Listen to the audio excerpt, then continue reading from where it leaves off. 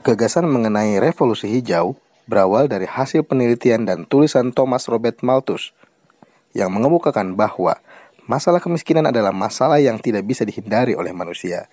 Kemiskinan terjadi karena pertumbuhan penduduk tidak seimbang dengan peningkatan produksi pangan. Pertumbuhan penduduk berjalan lebih cepat dibandingkan produksi pangan atau pertanian. Menurut Malthus, pertumbuhan penduduk berjalan menurut deret ukur, sedangkan peningkatan produksi pertanian berjalan berdasarkan deret hitung. Tulisan Malthus ini mendapat perhatian serius di negara-negara Eropa dan Amerika Serikat. Untuk mengantisipasi hasil penelitian Malthus agar tidak terjadi, negara-negara Eropa dan Amerika Serikat membuat gerakan pengendalian pertumbuhan penduduk dengan cara pengontrolan jumlah kelahiran dan peningkatan usaha pencarian dan penelitian bibit-bibit unggul dalam bidang pertanian. Revolusi hijau menjadi suatu usaha besar untuk meningkatkan produksi pangan di daerah-daerah atau negara miskin di dunia. Sejumlah varietas padi-padian baru yang unggul, khususnya gandum, padi, dan jagung, dikembangkan dalam upaya untuk melipat gandakan hasil produksi pertanian. Perang Dunia I membawa akibat hancurnya lahan pertanian di Eropa. Hal tersebut mengancam hasil produksi pangan. Guna mengatasi masalah tersebut, para pengusaha Amerika Serikat berupaya mengembangkan pertanian untuk mencukupi kebutuhan pangan. Pengembangan pertanian tersebut dilakukan dengan melaksanakan penelitian. Pelaksanaan penelitian disponsori oleh Ford and Rockefeller Foundation. Penelitian dilakukan di beberapa negara berkembang, seperti Meksiko, India, Filipina, dan Pakistan.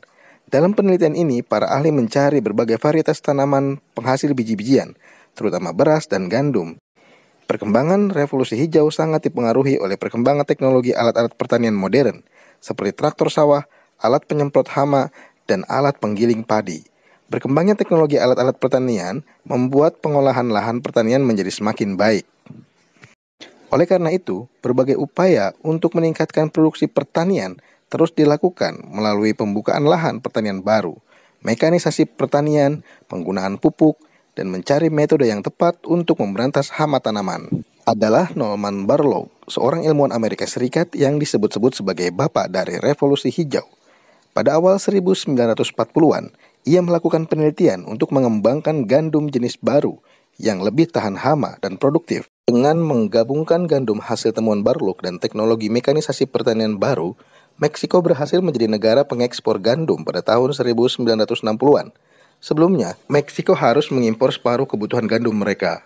Suksesan revolusi hijau di Meksiko membuat teknologi dan sistem pertanian baru ini menyebar ke seluruh dunia pada tahun 1950 dan 60-an. Salah satunya adalah Amerika Serikat. Amerika Serikat pada tahun 40-an masih mengimpor separuh dari kebutuhan gandum dalam negeri. Setelah menerapkan teknologi revolusi hijau, mereka mampu bersuasembada pangan pada tahun 50-an dan menjadi eksportir gandum pada tahun 60-an.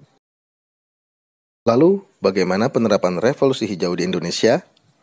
Revolusi hijau di Indonesia ditandai dengan ekstensifikasi dan intensifikasi pertanian.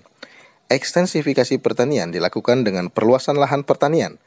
Adapun intensifikasi pertanian dilakukan melalui panca usaha tani. Panca usaha tani meliputi teknik pengolahan lahan, irigasi, pemupukan, pemberantasan hama, dan penggunaan bibit unggul. Keberhasilan pelaksanaan revolusi hijau di Indonesia menguntungkan para petani. Mereka dapat meningkatkan hasil produksi pertaniannya. Daerah-daerah yang sebelumnya memproduksi hasil tanaman secara terbatas dan hanya untuk memenuhi kebutuhan minimum masyarakatnya, kini dapat menikmati hasil yang lebih baik berkat revolusi hijau.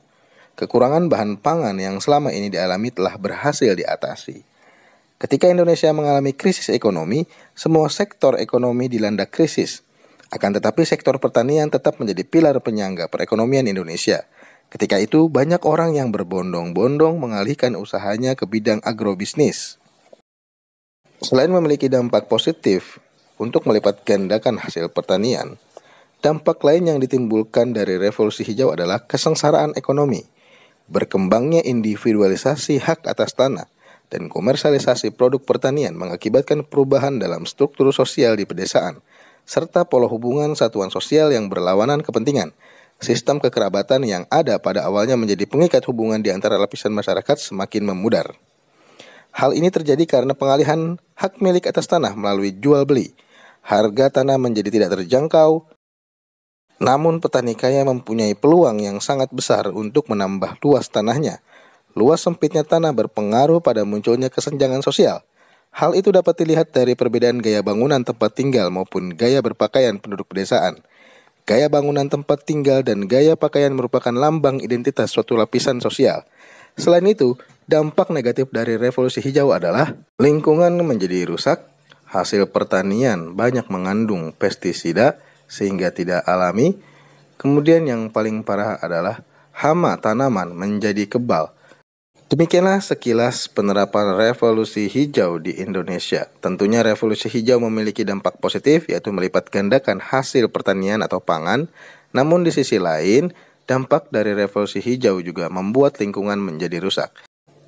Demikianlah revolusi hijau sebagai jawaban atas pertanyaan dari Thomas Robert Malthus mengenai krisis pangan yang akan terjadi di masa depan.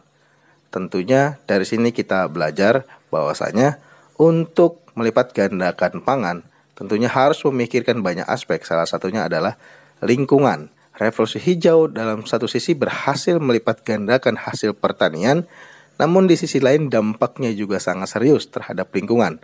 Oleh sebab itu di masa depan diperlukan sebuah pengembangan teknologi pertanian yang lebih ramah lingkungan dan berkelanjutan. Semoga materi ini bermanfaat dan menambah wawasan bagi kita semuanya. Sekian, terima kasih. Assalamualaikum warahmatullahi wabarakatuh.